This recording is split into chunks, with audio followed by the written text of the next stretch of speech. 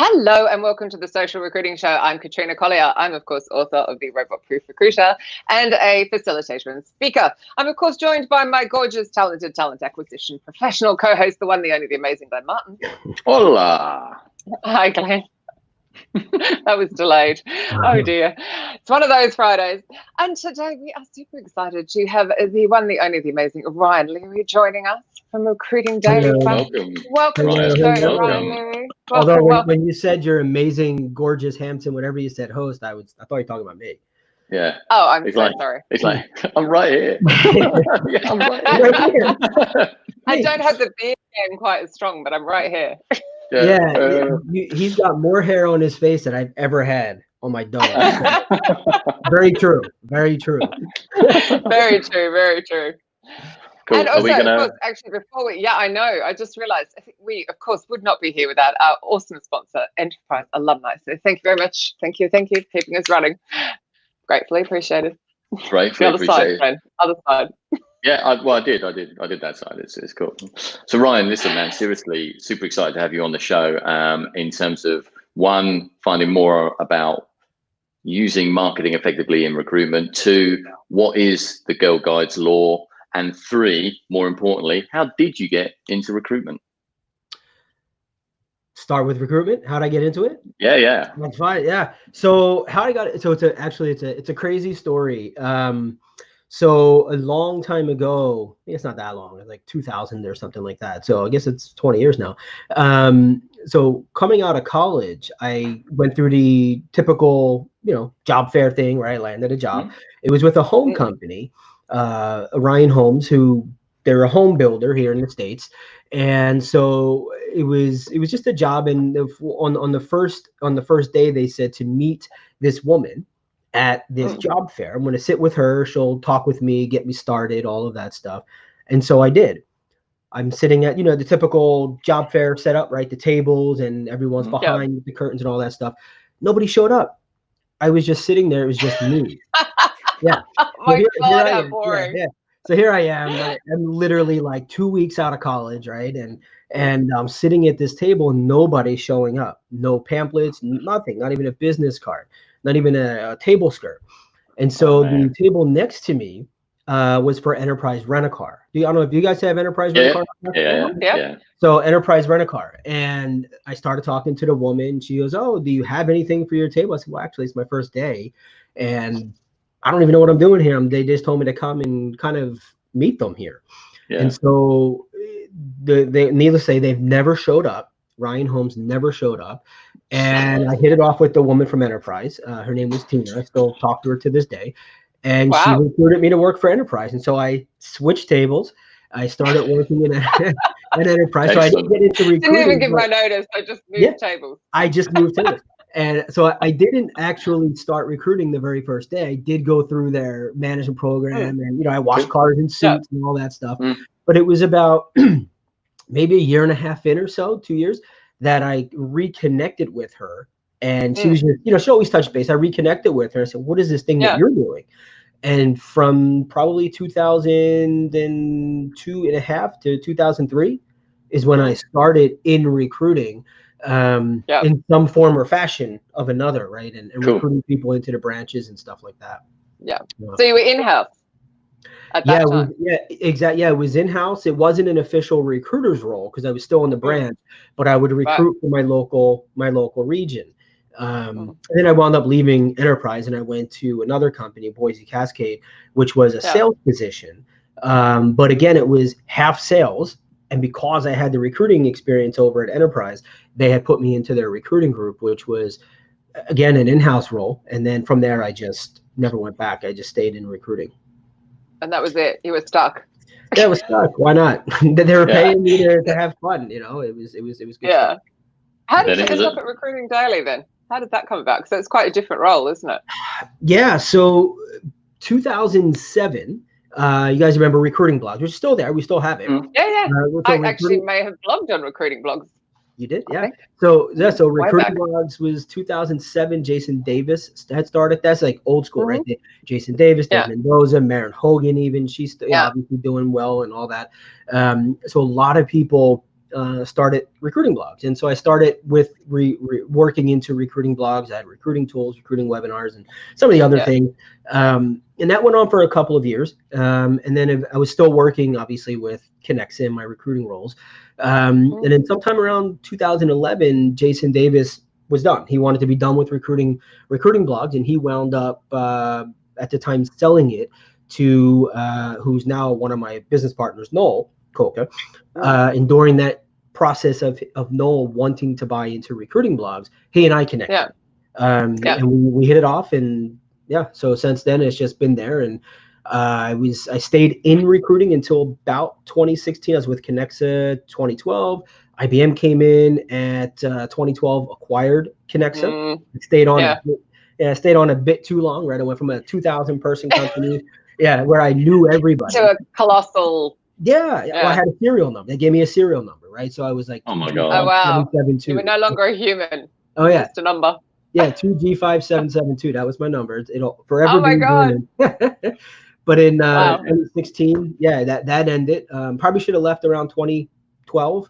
2016, I was still there. Great team. That's what kept me there. But ultimately, Recruiting Daily, I guess, at some level became a conflict of interest. And so it was time for me to just come full time with the company. And since then, we've just been growing it. Cool, man. And for those few people that don't know what Recruiting Daily is, just give us a quick high level synopsis of. No. Yeah, I mean, first and foremost, why do they not know what Recruiting Daily is? But secondly, give them a helping hand. If they don't know Recruiting Daily because they're not hip, no, I'm just kidding. No, so we're a media company. We're a media company, recruiting and HR, publication online, and we work with the vendors on the backside on their marketing process. Okay, Go to market strategies and process.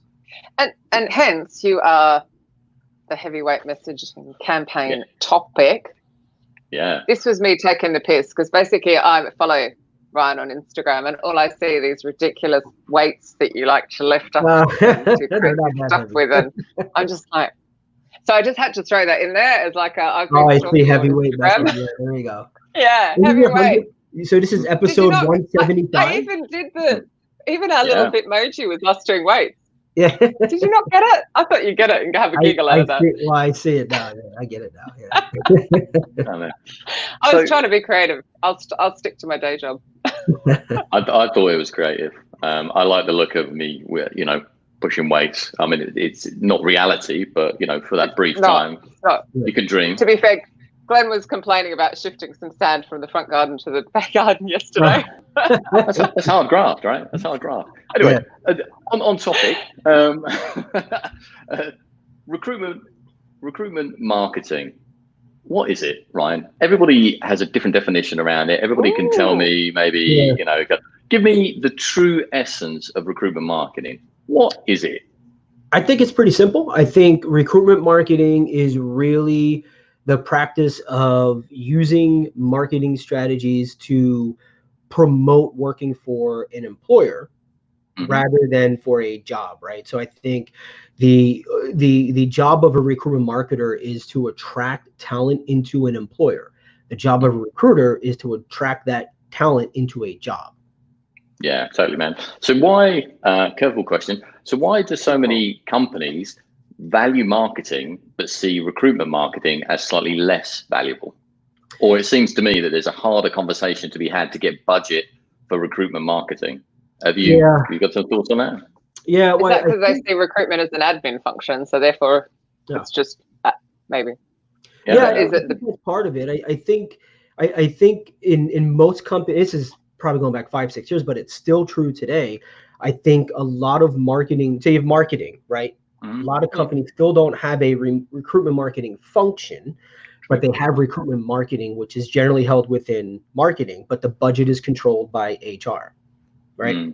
So HR isn't a marketing organization, right? I mean, and they control the budget for what they want to spend. Give me $1,000 a job, $1,200 a job. They break it down to the job level and they push that to marketing.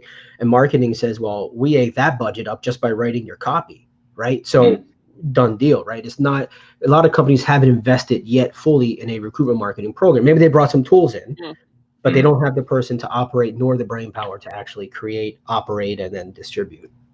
100%, man. Because I think when I speak to companies, sometimes I think they confuse recruitment marketing as solely social media. So they're like, oh, so it's social media, right?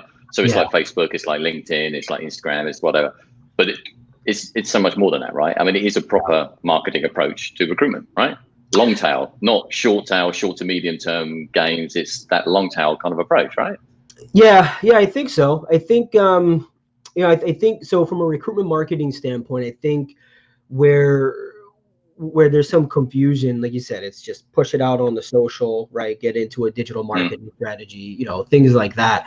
I think precisely the role of a recruitment marketer is to work with creating the employer brand, building that brand awareness, for sure, overseeing candidate experience, not necessarily including the recruiting process, but certainly before, right? So I like to break it up into what happens before the person applies to a job, becomes a candidate or an applicant at that point. And then the other half of that is, or the other portion of that is from the recruiting process, from the time they connect to a recruiter all the way through. And then again, during the onboarding, right? So there's 3 different sets. There's probably more. That's just kind of how I like to visualize it. But there's experiences at each one of those levels.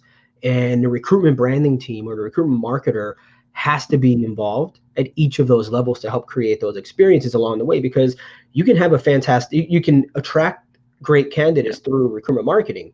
But if that recruiter sucks at what they do, right, and they create a bad experience, it doesn't matter what you've done beforehand. It doesn't matter what you can do after. That recruiter has to be able to handle that. And that's where recruitment marketing also plays a role, creating those experiences along the way.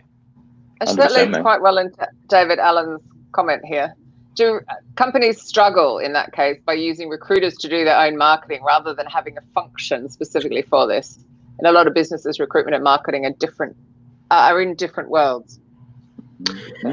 Yeah, I think it's a good point. A lot of people say recruiting is marketing, right? Recruiting is sales. I'm not entirely against it. I don't love it, but I can see the connection, right? I understand the connection, but I believe it's a function of the organization to have a program to run that. Yeah. That's like saying the recruiter's responsible for, and this is going to light me up, I'm sure, recruiters responsible for diversity recruiting. They're partially, but it has to be bought in by the company, right? The company has to understand that buying in and have the budget behind it to make it work. So if your recruitment marketing is fantastic, right? Let's just say a recruitment marketer builds, I don't know, say 20 pieces of content and gives that to a recruiter. That's fantastic. But if the recruiter doesn't understand where to distribute it, how to distribute it, they distribute it at the wrong time. The message is blown at that point. And that's where the whole consumer marketing piece comes in. And that's why you see a lot of consumer marketers coming into recruitment marketing and blowing it up, because they understand how people buy, what they see, what they understand, what they feel, emotional selling, all that stuff. Yeah. That's so cool. Yeah. And I think that's the piece, right? Is firstly, one, you outlined something there, which is absolutely key, which is have a plan, right? This ain't going to happen organically, right? It's not like something that you can just organically grow. It's something that's got to be planned out, mapped out, thought about, in terms of strategically how to approach, as you said, certain kind of demographics, certain types of people. Certainly, if you're trying to attract, product people versus engineers, kind of tech architects versus, I don't know, sort of like, UI, UX designers. So there has to be some serious planning behind it. And I think the one thing that I kind of make mention to companies is when you think about recruitment marketing and or social media, it's not easy, right? No. If it was easy, everybody would be generating loads of kind of, engagement from it. So leading around to a kind of question, when a particular company is coming to, shall we say, kind of recruitment marketing or the concept of it for the first time, is there any kind of advice you would give them? I do this, don't do that. I'm just throwing that in there. Yeah, it is Friday, Glenn. Yeah. Sorry. It's like a Tuesday question. Yeah. Maybe Monday. Yeah. So, the advice, I mean, I think it's simple. It's don't overthink it. You need someone that truly understands how somebody makes a decision and how somebody buys, right? It's kind of like, think of an in-person event. You go to a booth that's a table with a logo and a banner, and they have 5 different salespeople there, and they're all griping at people as they walk by. Hey, want to see a demo? Want to see a demo? Want to see a demo? Then you have the other company that spends, they spend $100,000 on their booth, and it's a big experience, right? And their marketing people are there, their product people are there, but they don't allow salespeople in the booth.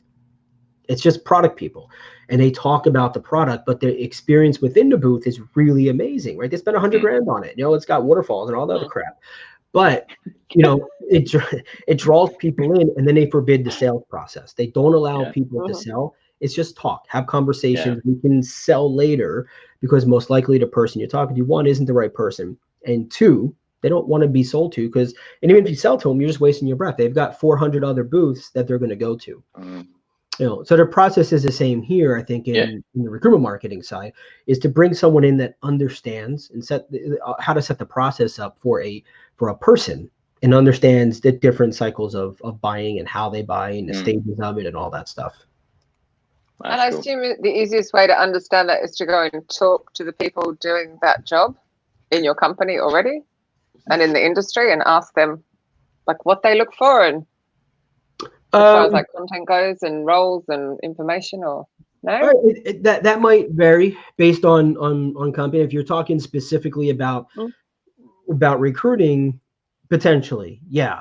Otherwise, it's going to be on the buyer side. I think it's important to understand the internal pieces of the company, but I like to kind of flip that around.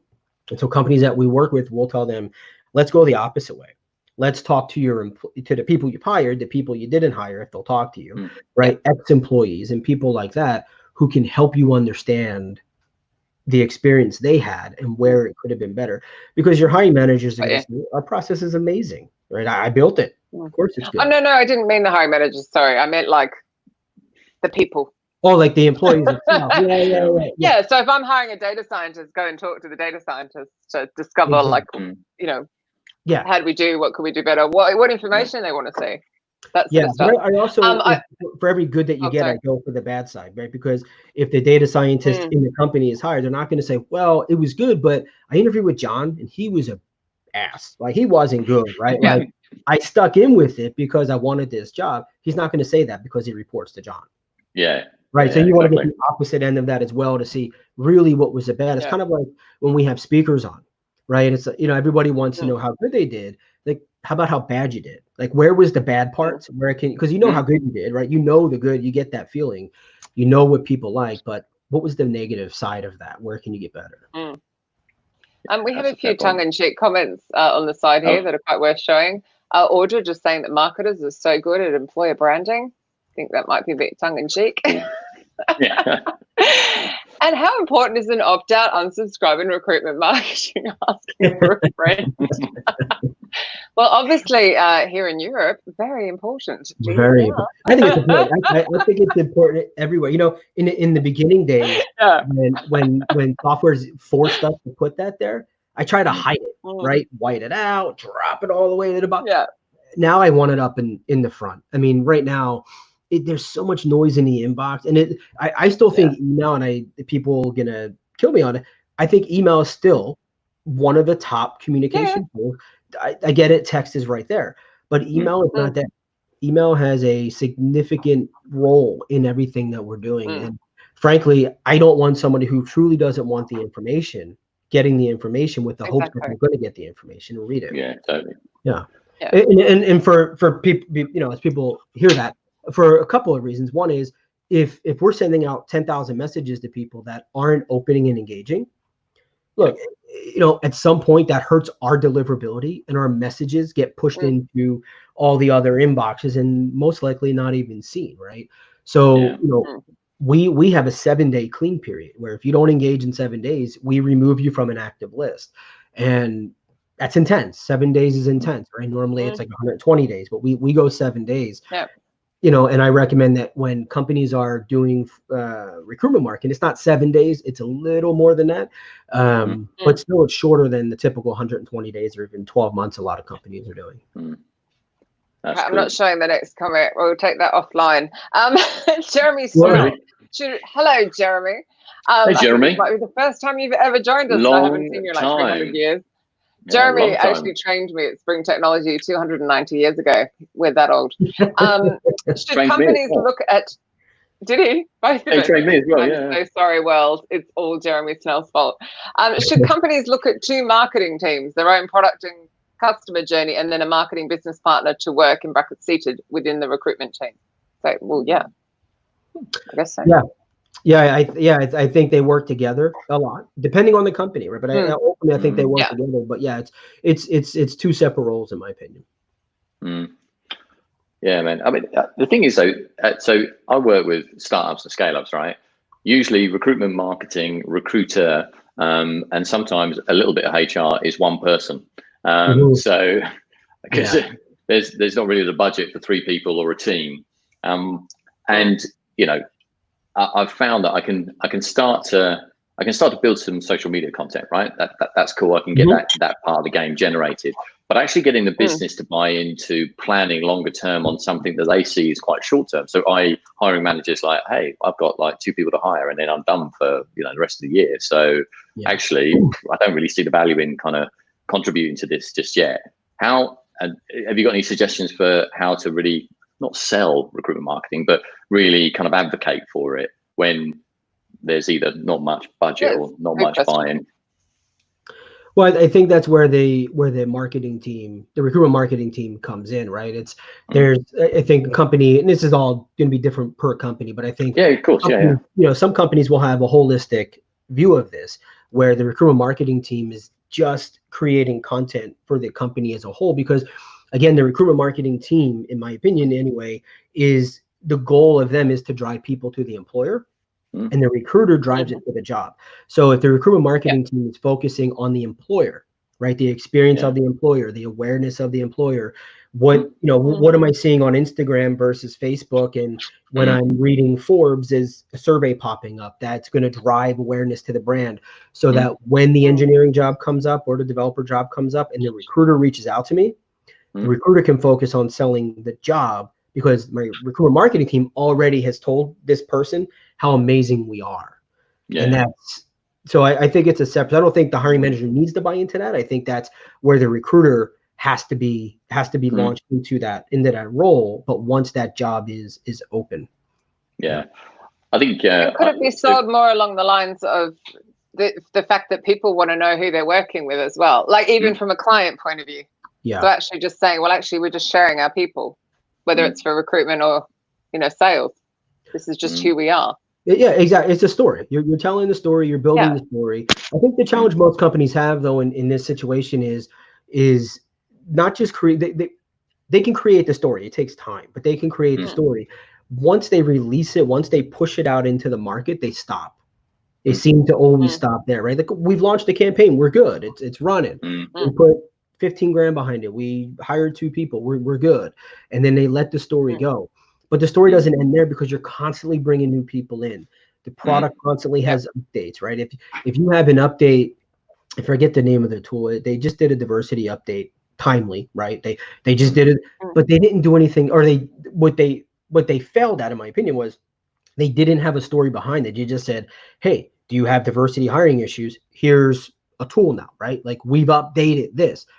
Yeah. Okay, that's fine. You're just taking advantage of a situation and you're selling into an audience. Somebody's going to buy it. That's fantastic. But what if they've continued that story for the last 12 months around diversity, because they've actually supported diversity, right? Not just put it in as a feature, and now they break that out. So their audience has been educated, and now they have an updated version of that. Their audience is going to buy that, and current customers will upgrade onto that, not because they feel like they have to, because they trust them. And that's take that role, put that into recruitment itself, right? It's kind of like, I don't know, like, take any company that you guys like, and really anybody that you like, if like Coca-Cola, if you love, or Dorito, take Doritos, right? My kids run around, they talk about Doritos commercials all the stinking time, right? And they watch them on YouTube, the best Doritos commercials, which don't let your kids that are 12 and under watch Doritos commercials that are on YouTube, the best of, because they're not very kosher. But it makes them want to go buy Doritos, right? Yeah. But how cool would it be when they, in 10 years, when they're getting a job, to say, oh man, that'd be so awesome to work on that Doritos marketing team because I want to be part of that. Right there, that's recruitment marketing, and it's really not. It's consumer marketing, but it, they're recruiting the next generation for Doritos. Yeah. Do you Can I say Tom's comment? Yeah, 100%. I just thought it was funny, just because I love the fact he's just plugging my book for me. Bless him. Tom, a mindless robotic recruiter can undo the best recruitment plan. Cue Katrina holds up book. Nice one, Tom. Thank you, Tom. Commission checks in the mail. Yeah. to your point, we kind of touched upon the kind of hiring manager piece there, and what I found previously for kind of recruitment marketing is, when I said engagement for them, is actually getting them into either video or some form of content where they're talking about them, their team, or kind of essentially the role. And I think trying to get people, like the employees, in front of the brand sometimes can be equally powerful from a recruitment marketing perspective. What's your kind of thoughts on that? Is it a pro? Is it a con? Do you see advantages, disadvantages? On getting into the video? Yeah, kind of getting, well, do you think it's a good thing to get hiring managers onto video out in front of the role? Because the plus for me is, great, people get to speak to the hiring manager. That's what everybody keeps talking about. Applicants want more from the hiring managers.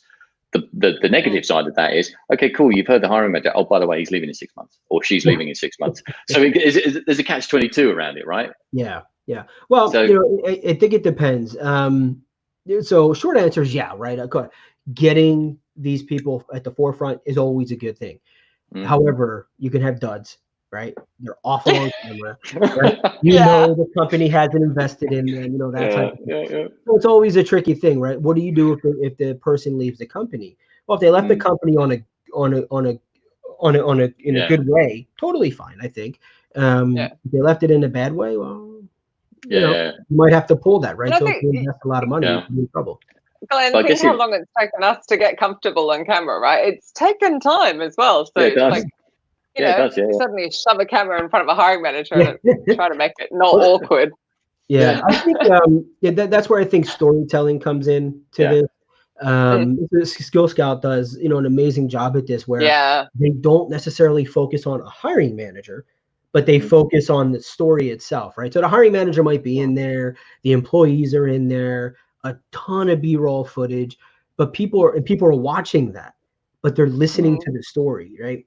And the story is what's going to resonate, not the manager itself. Now, I like having a hiring manager on a role specifically if you're recruiting for that job, right? And we did this a ton at IBM and some of the others that I've been with, where the hiring manager will put them on camera and they'll just talk about the job, right? So that's okay, because in the moment, you're recruiting for that position, and in the moment they're going to work for that manager.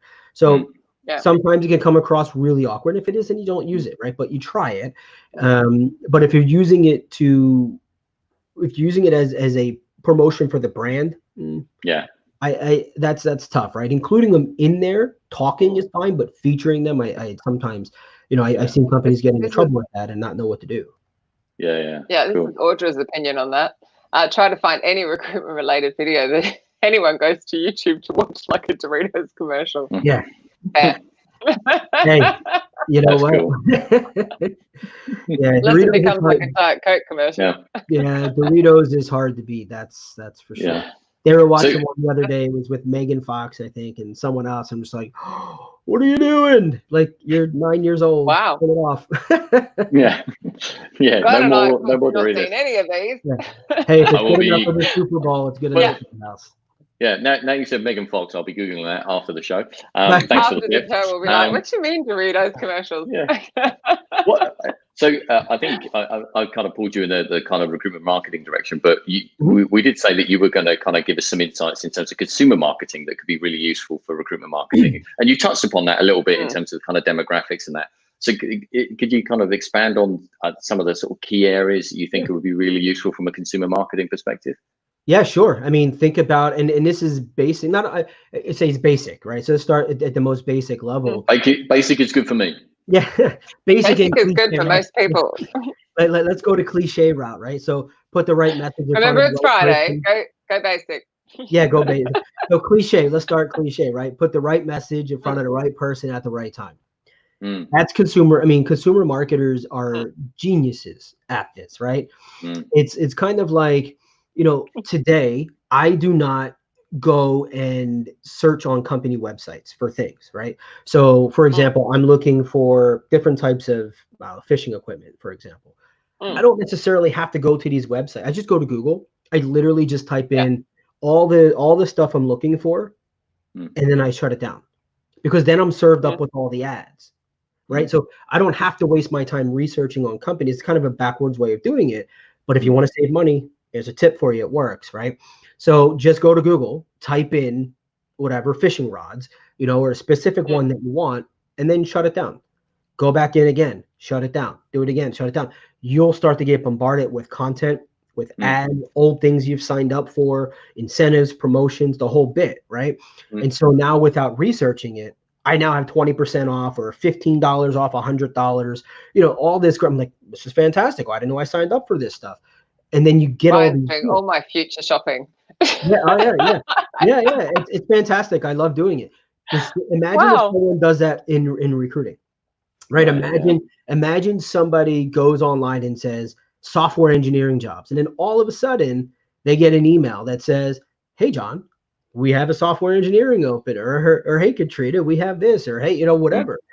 And then they go to Facebook, and all of a sudden they're seeing an ad or some type of quiz game or whatever cute thing you want to do around software engineering that drives them into something else. And then they go to TikTok and they flip up a little thing on TikTok with a hackathon thing, right? So all of these things happen just because of the one search, but you have to have them in your system, right? You have to have that foundation. So it's kind of like, think if you go to, I don't know, just go anywhere, search for shoes, whatever. All of a sudden you start getting emails to your promotions box from Amazon that says, "Hey, we're having a shoe sale."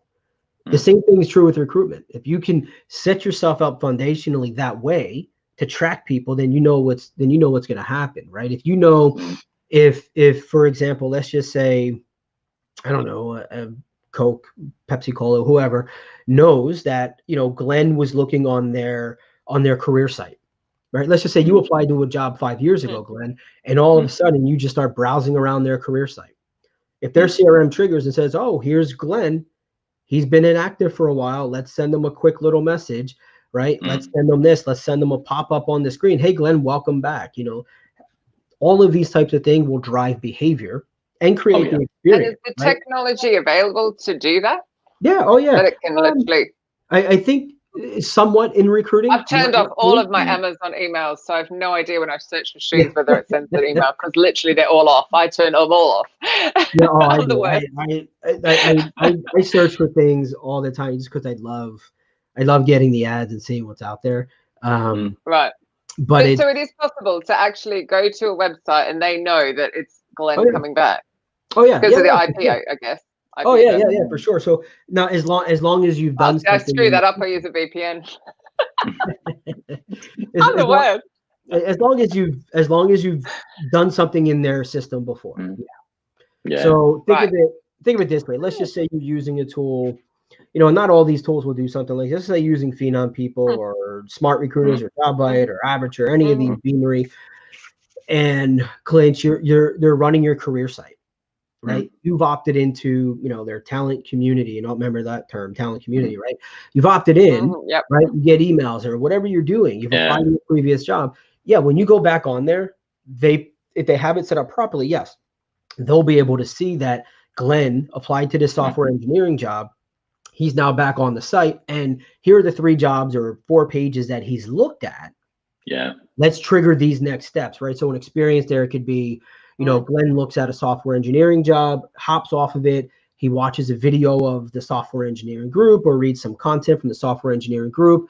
The recruiter on the back end who's attached to that job gets a ping that says, "Hey, Glenn didn't get the job last time. He was a silver medalist. Here's his updated LinkedIn profile that we just scraped. Take a look at it." And simultaneously, it shoots a message to Glenn. "Hey, Glenn, saw you took a look at this. We haven't spoken in a while. Would you like to hop on a call?" Yeah, exactly. Right? So the recruiter sees it, says, "Yeah, Glenn, he's grown a bit." Trigger, hit yes, right? Glenn gets the message. It's just like a 2-liner. "Hey, Glenn, Want to chat? So you took a look at the job and looks like you've grown. Let's have a call. And I wonder how many recruiters actually do that though. But that's the beauty of what Ryan's talking about, right? It's that experience. Yeah, but it's cool that Audra's saying, like, so she's got the tech that does that. But what I'd love to know is how many of the recruiters then actually step up and use it. Like, go. Yeah, I'd say it's small amount. Oh, they just ignore the thing. A lot of companies might have the process set up depending on the tool that they're using, but this is where now the recruiter has to be trained, right, and market that person into the job. But the recruitment marketing team, automation team, whatever is included there, will build that process throughout the entire thing, and that could have 30 different trigger points. I mean, it might be an email to Glenn. Glenn doesn't respond, so they wait 4 or 5 hours, right? And so let's just say an email goes to Glenn. Fair point, Audra. Yeah. What'd she say? Sorry, did you see that? Or it creeps Glenn out, which it probably would. Right, like, oh my God. Yeah, I see you've been looking at my website. I don't want to work for them. They're going to watch how many times I go to the toilet a day. Yeah. Actually, no. So a long time ago, so it's probably a year ago now, maybe more. We sent an email out because we know when people are doing things, right? And we use it for really it's just for us. It's just marketing because we don't sell anything to the reader. Where somebody it was for an automation webinar or something similar to what we're talking about. And it was where they went to the page. They didn't sign up for it. We sent them an email in 4 or 5 hours. We're like, hey, Glenn, I know you took a look at the website, but you didn't sign up. I'm not quite sure why. Creepy, right? But if we know that you did this and we're asking you to do this, imagine what you can do for your candidates that are visiting your job descriptions. And it was one of our highest attended webinars and sessions because that's exactly what we were talking about, setting up the process to say, I knew you were there, but you didn't complete that description, and I think you're a pretty good candidate. And that leads to Sophie's comment. When will we get to play with the creepy listening tech on Instagram, WhatsApp, and Facebook as mentioned, chatting on the phone about how you want a new job, and then boom. Yeah. Without it veering into the creepy zone, it's about we're already there. We're there. It's about a kind of conversation, right? It's an experience. So recognizing that you've shown either some interest or taken some action, not asking you to take more action, just acknowledging that action, which is the start of sometimes a conversation. And then I think about, just the real blanket kind of emails on LinkedIn that are so static, so kind of dry, so wordy as well, because they're not related to anything, right? They're just like a message to you. But you came across their profile on. Yeah, exactly. Whereas, kind of what Ryan's talking about is you've taken an action, you've shown potentially some interest, and there's an acknowledgement of that interest. Now, you may only want to maybe ask a few more questions. You're not fully bought in yet. You might be like, oh, okay, cool. There's an option to sort of say, hey, where is this based? And, kind of what kind of tech are you using? But what you're doing is you're starting a conversation. You're opening up to some engagement, as opposed to, like I say, just that old school blanket approach of, we've got a job. Do you want to talk about it? Yeah, that's exactly right. It's just, and really, you don't need, I know marketers will say you need the call to action, right? Get the click, get this, get that. Yeah. A reply is the same thing. Yeah. A reply is the same thing. And if you have surveillance capital. Yeah, we love Lee. Lee always writes the best comments. Yeah. So, but I mean, look, if you send a 10-word email to someone, right? Let's just say, Glenn, again, you've applied to a job and say, hey, Glenn, are you still interested in software engineering jobs at Coke? That's it. Exactly. Yeah. It's either a yes or a no, right? Maybe you don't respond. I still know if you open the email. I still know if you hovered around on my signatures and crap like that. But I also know if you replied, right? You hit reply and say, yeah, I am. No, I'm not. Leave comment. Yeah. But yeah, I mean, it's kind of using the tech for, a positive action. It's not as if, in recruitment marketing, you're not asking somebody to buy something. You're not sort of saying, hey, you've looked at these Nike Air Max. Why don't you you're sort of saying, okay, so you've shown some interest in a potential opportunity or kind of career path or our company, even if it's about, hey, what was it that interested you about us? It gives you an option for that engagement. I think that's one of the things that a lot of applicants kind of often talk about is the fact that they get nothing back. They spend time crafting an application or sending something in, they get nothing. Yeah. And no opportunities to ask a question. Yeah, well, and that's where the recruitment marketing piece comes in prior to it getting to the job, right? So there's a ton of education. I mean, it could be years of education, someone, right? Putting awareness in front of them before they actually need a job or want to apply. But once they've applied to the job, it doesn't necessarily stop. The recruiter just takes over a portion of that job, right? The recruiter takes over the portion that says, you know, hey, Katrina, this is the job. Let's talk about the job. Simultaneously, the recruitment marketing team is still sending information. Now we know that you've expressed interest for that specific job. Now we're going to do placements in front of you for that job, right? So that's where that nurture piece comes in, where the recruiter, you know, and some companies have this manually trigger, which is usually the easiest way because it holds the recruiter accountable in the system to say Katrina is interested, move her to A or B or C or whatever stage. And now the recruiter drops you into conversation, for example. And during that conversation, we know it's for, you know, an engineering role, for example, and we're talking to you. You haven't met in person. You haven't completed this particular stage. So now that triggers off the next level of nurturing, right? Which is content specifically around those conversations.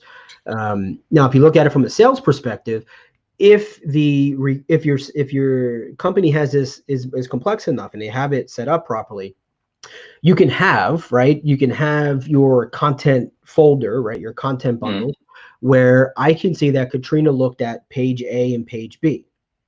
Now, after my phone call with Katrina, if I'm talking to Katrina and engineering is it, but her concern is, well, engineering is great, but, you know, it's really about, you know, issue 1 and issue 2. I can go through my content folder, my approved content folder, and drop that to you. I just, hey, Katrina, fantastic talking to you today. You know, here's some information on, or here's something that I found that I thought might be interesting to you. And then drop it in and give it to them, right? It's approved, it's in there, you're giving them more content. The recruitment marketing team gets that notification. Well, maybe not the team, but the system gets the notification that you shared this piece of content. And now it knows that once the recipient opens that piece of content, there's an interest. Now they can trigger additional things. And before you get back on the phone, Katrina, or before we get back on the phone with Katrina, we can see after she read that document or that page, she visited these 5 other pages. Now we can start formulating our conversation. You know what I'm hearing though? I'm hearing needs team and much content. And I imagine most recruiters listening in are going, haven't got time for that. Well, that's haven't got a marketing function. That's the function of the recruitment marketing team, to build that content. Yeah, if you have one. If you're lucky enough to have one. If not, hire Katrina. Don't hire me. I'm not a marketer. Hire Ryan. Yeah, we'll hire you. I will. But there's, you made mention there, you made mention there as well, Ryan, in terms of education through kind of recruitment marketing, which I think is another thing, right? So you're kind of educating people about your business, the types of roles, what it means to work in that business, which hopefully will make people make better selections about whether they want to work with you or don't. So you don't get loads of kind of applications that are probably not quite on the mark. You'll still get a percentage of those regardless, right?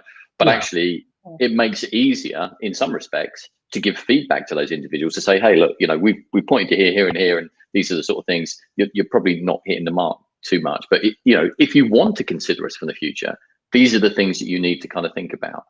But equally as well, individuals that are really interested, you're giving them a lot of upfront information, which is fantastic. And I think that's the thing that a lot of applicants are really looking for, right? They just want to know more than the job spec. It's communication. Yeah, it's communication. And that's, you know, and Glenn, it's a good point. He's kind of triggered back my mind. The marketing that goes out to these people in that process, they don't need to be fancy, beautiful HTML style. I mean, literally 10 words. Just put a line or two in there. Be human about it, right? It can be a humanized email and still be automated. You know, and look, it doesn't always have to be automated. Automation just takes, you know, helps to trigger certain things and put placements in front of. Well, it could move it along to the human who then takes action rather than it as well, couldn't it? Exactly. And frankly, it's just the way the world runs today, right? So people are aware. I mean, 2 years ago, I hated chatbots. Like I hated it. Like I would get on, I go for Verizon service. Like, oh God, it's like, you know, like again, okay, yeah. I just keep hitting things until I got to a human. Now, excuse me. Now they're actually good enough that I can say, here's my problem. I don't love it still. Yeah. But here's my problem. Yeah. And I get an answer, and I don't have to talk to somebody. So, you know, Mm. I'm not entirely against that, but I think people are accepting of the fact that there is less human in a lot of things that we do. Mm. So now when there And if is it does human, help it's better. and it's quicker, Yeah. it's worth it. Yeah, Yeah, definitely. I mean, We're out of time. we're out of time. What? Sorry. What? We're out of time. What? Yeah, We were just I getting onto think some of you guys were chatbots. about to go. I know, and I was just a bit concerned about that because I was thinking that should be like another hour, and we're out of time. It's the fastest 45 minutes ever. Man, seriously, so cool. So before anyone disconnects and we say goodbye, next week we have Dawn Ward, and Glenn and I love to unearth. That sounds dreadful, doesn't it? Give new speakers a platform, and Dawn Ward's the head of people, and she's going to be talking about trust, which is like one of my favorite topics, having just covered it in the mastermind as well, or actually halfway through it for one and covered it for the first pod. I think it's so complex and so incredible it's so necessary for recruiters. So I'm looking forward to that topic next week. That will be at exactly the same time. Mr. Leary, honestly, Googling you pretty well brings you up, but how do people find you? Just Ryan Leary on LinkedIn? Yeah, Daily? Google Ryan Leary, recruiting Leary. Yeah. I love you. Yeah, Ryan at Recruit. If you're in our list, just look for this. You get my emails all the time. Cool, man. Yeah. Which is fair. It's such a great chat. Thank you, Ryan. Oh, sorry. Oh, great. Yeah. Go on, Katrina. Sorry. Yeah. Thank you so much. Yeah. No, God, it's huge. Feel like I need to listen back to it.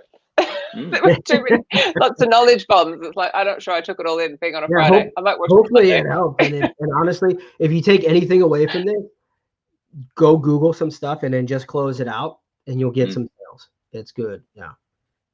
I probably need to switch back on some of my emails. Here's another one. If you go through, people fight me on this and they say it's not true. But if you go through your inbox, just in the search bar, and type in promotions, sales, 20%, you'll pull up different promotions and things that you've gotten over the years. People fight me tooth and nail on this and say it's not true. If you do that, you will start to see those same offers come up, both if you're in Gmail, you'll see it at the top in your Gmail box, but you'll also start seeing it in Google AdWords and things like that. So it's triggering ads, and people tell me it doesn't. I know it does. See, I just realized how much money I'm losing out by not having ad block, not having any emails turned on. Like I need to open everything back up for spam. always buy after the deal ends. It's better. Wicked, man. Yeah, no, I think I'm losing out. Anyway, thank you, Ryan, so much. Thank you, everyone, for all of your questions. And, of course, the Enterprise alumni that keeps us going every week. We wouldn't be here without you. We shall see you all at the same time next week, which, of course, is 3 o'clock UK time. Right, Glenn? Yeah, that's it. 10 a.m. Eastern, 7 a.m. Pacific. And so thank you, everybody. Have the most wonderful weekend. Have a great weekend, everyone. Bye. Thanks for having me.